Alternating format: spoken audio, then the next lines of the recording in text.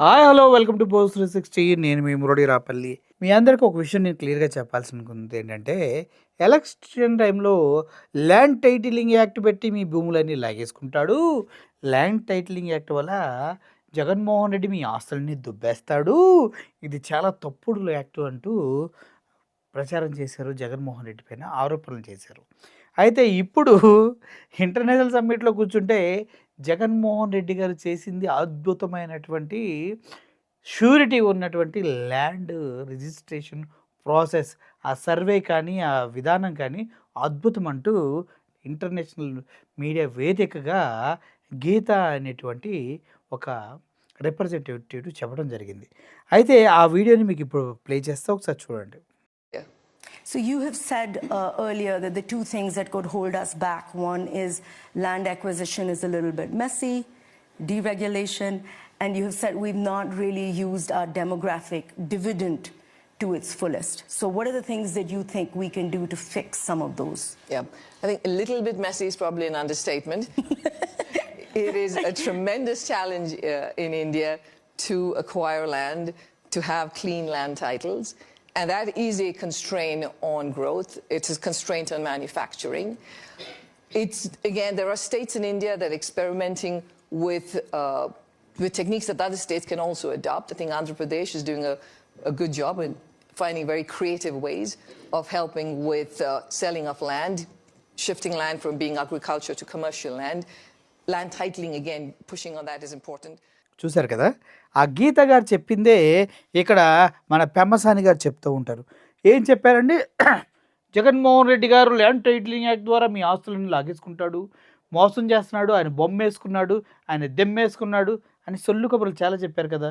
ఇప్పుడు పాస్ పుస్తకాలపైన బొమ్మలు లేవంటే అప్పుడు జగన్మోహన్ రెడ్డి గారు ఇచ్చిన పాస్ పుస్తకాలపైన జగన్మోహన్ రెడ్డి గారి బొమ్మ ఉందంట. సిగ్గేంటంటే జగన్మోహన్ రెడ్డి గారి బొమ్మ కాదు, నవరత్నాలకు సంబంధించిన లోగో అయితే ఉంది.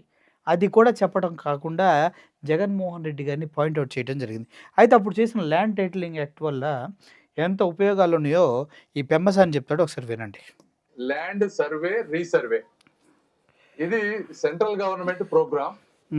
జగన్మోహన్ రెడ్డి గారి ప్రభుత్వం ఉన్నప్పుడే స్టార్ట్ అయింది. ఇది ఎవరి program? Central government program. Jaganmohan Reddy గారు ఉన్నప్పుడు స్టార్ట్ అయింది. జగన్మోహన్ రెడ్డి గారు కావాలని ఆంధ్రప్రదేశ్లో స్టార్ట్ చేశాడా? త్రూ అవుట్ ఇండియా మొత్తం జరుగుతుంది. సెంట్రల్ గవర్నమెంట్ డెసిషన్ తీసుకుంది. జగన్మోహన్ రెడ్డి గారు ఉన్నప్పుడు స్టార్ట్ అయింది. అద్భుతంగా స్టార్ట్ అయింది. చూడండి చెప్తా. జగన్మోహన్ రెడ్డి గారి ప్రభుత్వం ఉన్నప్పుడే స్టార్ట్ అయింది.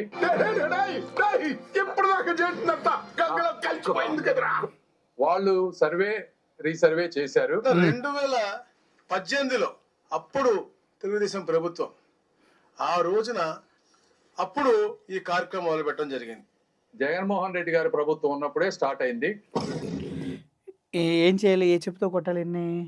జగన్మోహన్ రెడ్డి గారి హయాంలో స్టార్ట్ అయిందని పెమ్మసాని మంత్రి చెప్తుంటే ఈయనేంటి అప్పుడు 2018లో స్టార్ట్ అయిందంటే 2018లో చంద్రబాబు నాయుడు గారు ఉన్నప్పుడు స్టార్ట్ అయిందా? సిగ్గుండా అలా అబద్ధాలు ఆడటానికి. ఎందుకంటే మొట్టమొదటి సర్వే బ్రిటిష్ కాలంలో చేశారు. ఇప్పుడు వాటన్నిటిని మోడర్నైజ్ చేసి వన్ టైం డిజిటలైజ్ చేసి యాక్యురేట్ గా చేయాలనేది చాలా విలేజెస్ సర్వే చేశారు. 2020 డిసెంబర్ 20 చాలా విలేజెస్ సర్వే చేశారు అని పెమ్మసాని చెప్పాడు. కానీ జగన్మోహన్ రెడ్డి అప్పుడు జరిగింది ఒకసారి వినండి. 1వ తారీఖున 100 ఏళ్ల తర్వాత 1923లో బ్రిటిష్ ప్రభుత్వం తర్వాత సమగ్ర భూ సర్వే మొదలుపెట్టి ఒక గొప్ప అడుగు పడింది ఆ రోజు. ఈ సర్వే చేసి డేట్ ఎప్పుడు 100 సంవత్సరాల తర్వాత 1923 తర్వాత 2023లో అది స్టార్ట్ అయింది. ఎంత గొప్పగా చెప్పాడు జగన్మోహన్ రెడ్డి. వీళ్ళంతా చండాలం చేశారు దీన్ని. అంతా కూడా సబ్మిట్ చేస్తే సెంట్రల్ గవర్నమెంట్ నుంచి ఇన్సెంటివ్ గా అంటే మంచి పని చేస్తే గవర్నమెంట్ డబ్బులు ఇస్తా ఉంది. మా జగన్మోహన్ రెడ్డి గారు అంతా చేసేసి ఇన్సెంటివ్ డబ్బుల కోసం అప్లై కూడా చేశారు. చూడండి, 6680 గ్రామాల్లో భూ రికార్డులు రీసర్వే తొలి దశ విజయవంతమైన నేపథ్యంలో కేంద్ర ప్రభుత్వం ప్రత్యేక సహాయ పథకం కింద 397.72 కోట్లు మంజూరు చేయడం ఆనందంగా ఉంది. ఎప్పుడు చూడండి, ప్రభుత్వ హయాంలో మేము చక్కగా సర్వే చేసినందుకు అప్పుడు సర్వే చేసినందుకు ఈ గవర్నమెంట్లో లబ్ధి కలిగింది. ఎప్పుడు 23లో నుంచి 24 వరకు సర్వే చేస్తే ఈ గవర్నమెంట్ వచ్చిన తర్వాత 24-25 ఫిబ్రవరిలో ఆ డబ్బులు వచ్చినాయి. లబ్ధి పొందింది ఎవరు? సర్వే చేయించింది, డబ్బులు ఖర్చు పెట్టింది జగన్మోహన్ రెడ్డి అయితే ఈ పెమ్మసాని చంద్రశేఖరే కదా. చూడండి, దేశంలో అన్ని రాష్ట్రాల కన్నా మెరుగ్గా మేము చేశాము అని కేంద్ర ప్రభుత్వం నుంచి 400 కోట్ల రూపాయలు దగ్గర మాకు రాయితీ వస్తే, మేము చేసిన పని వల్ల రాయితీ వస్తే ఆ క్రెడిట్ ను తన ఖాతాలోకి వేసుకోవడానికి పడరాని పాటలు పడతా ఉన్నాడు. అది ఇప్పుడు ల్యాండ్ టైటిలింగ్ యాక్ట్ అనేది ఎవరి ద్వారా వచ్చింది మీకు అర్థమైందా? ఇది ఒక ఛానల్ నుంచి నాకు దొరికింది, ఇవి చూడండి ఒకసారి. జగన్ శాశ్వత భూ హక్కు భూరక్షణ సర్వే సమీకరణ. శాశ్వతంగా భూ సంబంధించినటువంటి హక్కు ఎవరికి ఉండాలి, ఒరిజినల్ ఓనర్ ఎవరు, సర్వే చేసి ఎవరిది వాళ్ళకు ఏరియాస్ వైజ్ కట్ చేసి మ్యాపులతో సహా విత్ క్యూఆర్ కోడ్స్తో ఇచ్చారు జగన్మోహన్ రెడ్డి. ఒకసారి ఆ టైంలో జరిగినటువంటి ఒక కాన్ఫరెన్స్ చూడండి, మీకు అర్థమైపోతుంది. మనము టైటిలింగ్ యాక్ట్ లో బ్లాక్ చైన్ టెక్నాలజీ అని పెట్టాం sir, which is tamper proof. Block chain technology అంటే ఏంటో తెలుసా? చంద్రబాబు నాయుడు గారు రీసెంట్గా ఆ పదాన్ని వాడాడు. బ్లాక్ చైన్లో టెక్నాలజీ పెట్టంటున్నారు. బ్లాక్ చైన్లో టెక్నాలజీ ఉండదు సార్, బ్లాక్ చైన్ ఒక టెక్నాలజీ. ఇది క్రిప్టో కరెన్సీలో వాడతారు. క్రిప్టో కరెన్సీని ఎవడు హ్యాక్ చేయలేడు, ఎవడు బ్రేక్ చేయలేడు. అంటే క్రిప్టో కరెన్సీ అంటే మళ్ళీ బిట్ కాయిన్, ఈథీరియము, అదేవిధంగా మీ చిల్లీస్, ఇట్లా చాలా క్రిప్టో కరెన్సీలు ఉంటాయి. వాటిలో వాడతారు బ్లాక్ చైన్ టెక్నాలజీ. అన్ని ఎక్స్చేంజ్ల్లో కూడా ఈ బ్లాక్ చైన్ టెక్నాలజీని ప్రమోట్ చేస్తారు. అటువంటిది ఫర్ ద ఫస్ట్ టైం ఇండియాలో, అది కూడా ఏపీలో భూ సమీకరణ చట్టం కిందకి తీసుకొచ్చి పూర్తి స్థాయిలో సెక్యూర్డ్ ఒక వల లాంటి సామ్రాజ్యాన్ని నిలిపించిన వ్యక్తి జగన్మోహన్ రెడ్డి. కొంచెం ట్యాంపర్ ఎవరైనా చేయాలని అనుకుంటే కూడా చెయ్యాలని దురుద్దేశంతో ఆలోచన చేసినా కూడా చెయ్యలేని విధంగా నీ సిస్టమ్ డెవలప్ చేయాలి. అప్పుడు దీనికి more that is what we call blockchain technology. ఏ ప్రపంచంలో ఏ ఒక్కడో కూడా బ్లాక్ చైన్ టెక్నాలజీని హ్యాక్ చేయలేడు, దాన్ని బ్రేక్ చేయలేడు. It's highly protectable, highly secured, highly advanced technology. 2022లో జగన్మోహన్ రెడ్డి గారు భూ హక్కు చట్టం, భూ పరిరక్షణ చట్టం కింద సర్వేలు చేసి ఆ టెక్నాలజీ కింద మొత్తం డేటాను సేవ్ చేశారంటే వాట్ ఏ విజన్. అది విజన్ అంటే. ప్రజలకు బేసిక్లీ ఒక కాన్ఫిడెన్స్ అనేది ఏంటంటే ఇది ట్యాంపర్ చేయలేము అన్న ఇంప్రెషన్ ఇవ్వగలుగుతుంది. అది number 1. Number 2, whatever technology ద్వారా నువ్వు ఏదైతే నువ్వు పెట్టగలిగినో that should only be stand by. You would have to make sure that physical documents are also good. Yes. Physical document also should be updated parallelly. Yes. Without updating physical document parallelly, you should not initiate technical updating. అది ఎంత ముందు చూపుతో మాట్లాడాడో.